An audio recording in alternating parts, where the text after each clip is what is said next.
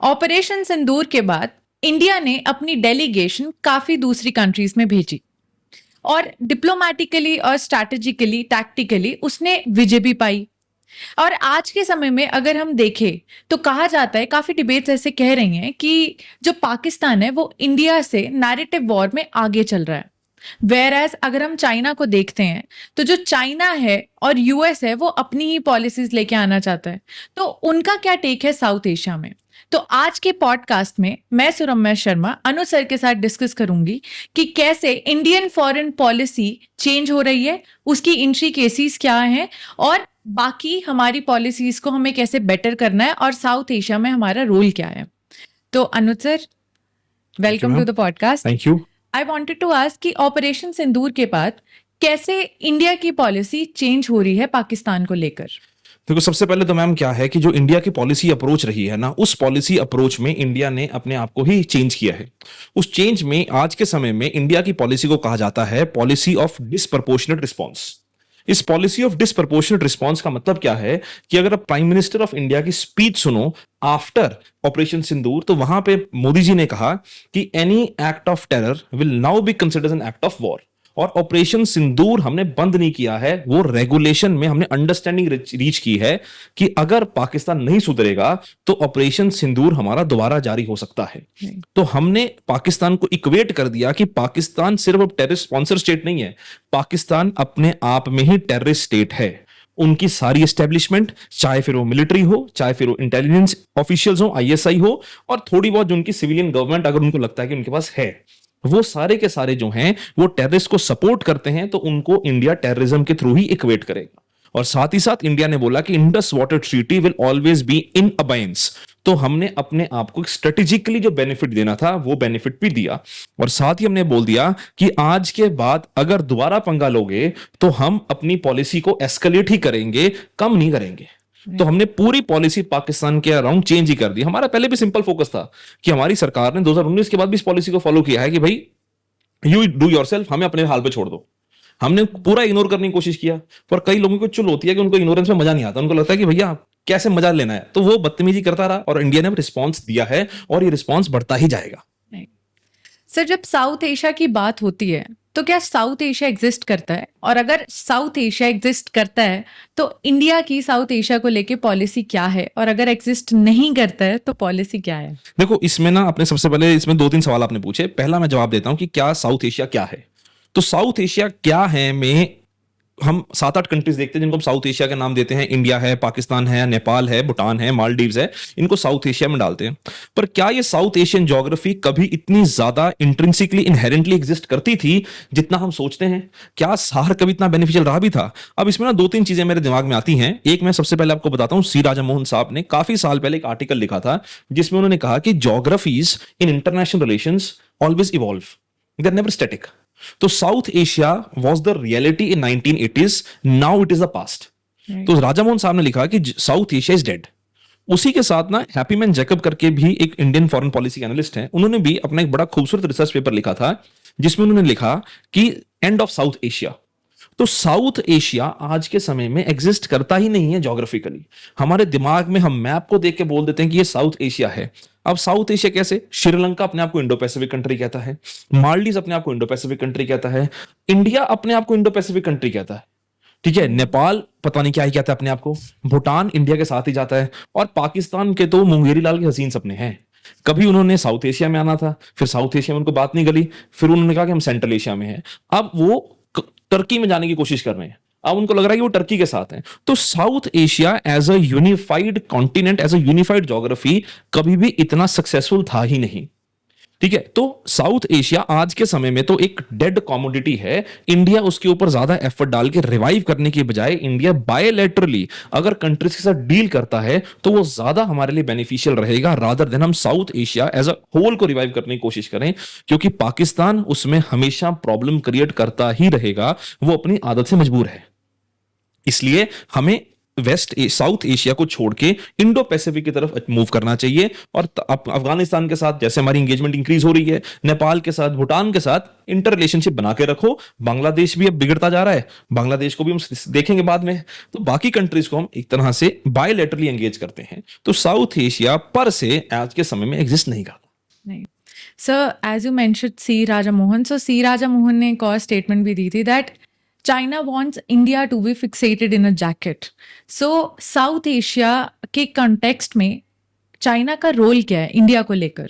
देखो मैम, ऐसा है कि जो राजा मोहन साहब ने कहा था कि इंडिया को चाइना साउथ एशियन जैकेट में फिक्स करके रखना चाहता है, उसका पर्पस क्या है कि ना दुनिया भर में क्या ना पॉलिसी चलती है इंडिया को लेके कि चाइना +1 स्ट्रेटेजी, कि चाइना का ऑल्टरनेटिव कौन। अब चाइना का ऑल्टरनेटिव हमें पता है कि इंडिया ही है, दुनिया को भी पता है इंडिया है।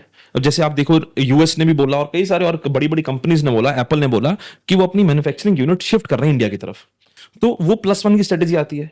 तो चाइना नहीं चाहता कि वहां से मैन्युफैक्चरिंग निकले और इंडिया में आए, कि कोई भी कंट्री नहीं चाहती कि उनके इन्वेस्टमेंट निकल के किसी और देश में जाए। और इंडिया की भगवान की कृपा ये भी रही है इंडिया के ऊपर कि पॉपुलेशन बहुत है, और स्किल्ड पॉपुलेशन और semi skilled population, unskilled population भी है पर स्किल्ड और सेमी स्किल्ड पॉपुलेशन भी काफी हद तक अच्छी है जो ऐसी इंडस्ट्रीज में फिट हो सकती है। और भारत सरकार की भी लगातार कोशिश रह रही है कि किस तरह से हम मैन्युफैक्चरिंग, चाहे फिर वो सेमीकंडक्टर्स हो, इन सबको इंडिया में लेके आए।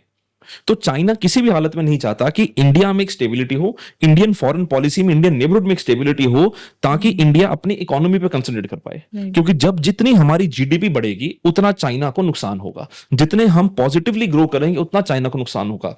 मैं हमेशा इस बात को मानता हूं, और मैंने 2 जगह पढ़ा भी था कि there is a very famous international relation expert Sushant Sareen, उनका भी मैं एक पॉडकास्ट सुन रहा था। तो उनकी जो बात का निष्कर्ष निकला और जो मेरी मान्यता थी उसका एक कल्मिनेशन निकला कि इकोनॉमी जो होती है ना, जीडीपी जो होती है ना, that is the best foreign policy आज के समय के ऊपर। कि GDP and economy is the best foreign policy, कि जितने ज्यादा आप इकोनॉमिकली कैपेबल होते जाओगे उतने ज्यादा आपकी दुनिया में इज्जत बढ़ती जाएगी। तो चाइना नहीं चाहता कि इंडिया की इज्जत बढ़े और इंडिया फिक्स होकर रहे इन सारे नेबरहुड सिचुएशंस में। हमारी स्मार्टनेस यही है कि हम अपनी मिलिट्री को एंगेज रखें यहाँ पे, कि हाँ यार बांग्लादेश कुछ करेगा, हमने उठा के सारे बांग्लादेश वापस भेज दिए। पाकिस्तान कुछ करेगा, हमने घुसने देना, बनते रहो फील्ड मार्शल। हम अपनी जीडीपी ऊपर फोकस करेंगे ताकि दुनिया हमारी तरफ देखे कि हाँ ये कोई तो है। तो ये बेसिक है इसका। सर, डोनाल्ड ट्रम्प ने ट्वीट करके बताया कि सीज फायर हो गया है ना, और उसने दोनों इंडिया को भी बोला कि तू भी अच्छा है, पाकिस्तान को भी बोला तू भी अच्छा है। तो यूएस का स्टैंड एग्जैक्टली है क्या? देखो डोनाल्ड ट्रम्प जो है ना वो एक बड़े ही ट्रांजैक्शनल से प्रेसिडेंट हैं, ठीक है। काफी लोग उनको क्रिटिसाइज बोलते हैं कि he has a very eccentric foreign policy, ठीक है। दुनिया को लग सकता है कि एक्सेंट्रिक फॉरेन पॉलिसी है, पर उनके लोगों को क्या लगता है, उनके ना हर एक्शन में वो अपने ऑडियंस को अपील कर रहे होते हैं, ठीक है। एक ना यूएस के फॉरेन पॉलिसी एक्सपर्ट हैं, जर्नलिस्ट भी हैं, फरीद ज़कारिया उनका नाम है। उन्होंने भी एक बार कहा था कि डोनाल्ड ट्रंप का हर एक्शन ना इस इंपैक्ट को देखता है कि यूएस में लोग क्या बात कर रहे हैं। और मुझे ऐसा लगता है कि डोनाल्ड ट्रंप का एक सपना बाकी है कि उनको नोबेल पीस प्राइज चाहिए, ठीक है। तो उन्होंने ट्वीट करके बोल दिया कि उन्होंने ये भी बोला कि हम कश्मीर मुद्दे में मीडिएशन करूंगे। इंडिया ने साफ बोला, इंडिया की पॉलिसी बिल्कुल साफ है। भारत ने एक बार भी यूएस का नाम नहीं लिया, हमारे प्रधानमंत्री ने यूएस का नाम नहीं लिया। पाकिस्तान के प्रधानमंत्री ने 2 बार ट्वीट कर दिया कि thank you Donald Trump, thank U USA, क्योंकि उनको पता उन्होंने कटोरा लेके वहीं जाना है, हमें जरूरत नहीं है। हमने उनका नाम ही नहीं लिया, हमने बोला कि भैया ठीक है, हमने जो करा, पाकिस्तान ने फोन किया, हमने कहा कि चलो माफ कर देंगे क्योंकि हमारा टारगेट पूरा हो गया। तो डोनाल्ड ट्रंप की पॉलिसी सिंपल है कि उनको क्या मिलता है, उनका प्रेशर टैक्टिक है, इकोनॉमिक नेशनलिज्म की उनकी पॉलिसी है, ठीक है। उनका जो मेक अमेरिका ग्रेट अगेन का सपना है ना, वो इकोनॉमिक नेशनलिज्म के ऊपर खड़ा है। तो वो इकोनॉमिक नेशनलिज्म में चाहते हैं कि भैया आप टैरिफ कम करो, ठीक है, हमारे साथ ट्रेड करो, आप अमेरिका को वापस क्या दोगे। So he believes in this policy of reciprocation, ठीक है, कि अगर मैं आपको $1 दे रहा हूं ना, तो अगर आप ₹1 वापस नहीं कर सकते ना, या ₹80 वापस नहीं कर सकते, ₹1 भी दे सकते हो मुझे, ₹10 दे सकते हो ना, जितना तुम दे सकते हो उतना दो, ठीक है। अब हमारी देने की पॉलिसी नहीं है, तो हम बराबरी के हिसाब से करेंगे। तो डोनाल्ड ट्रंप सिंपल है, उनके साथ अगर ट्रेड रिलेशन अच्छे रखोगे, डोनाल्ड ट्रंप हैप्पी है। तो वो चाहते थे कि किस तरह इंडिया को आर्म ट्विस्ट किया जाए इस सिचुएशन में और टैरिफ्स को रिड्यूस किया जाए, ताकि यूएस में भी उनको लगे कि हाँ डोनाल्ड ट्रंप ने कुछ तो जीवन में उखाड़ा है। That is what he is trying to achieve.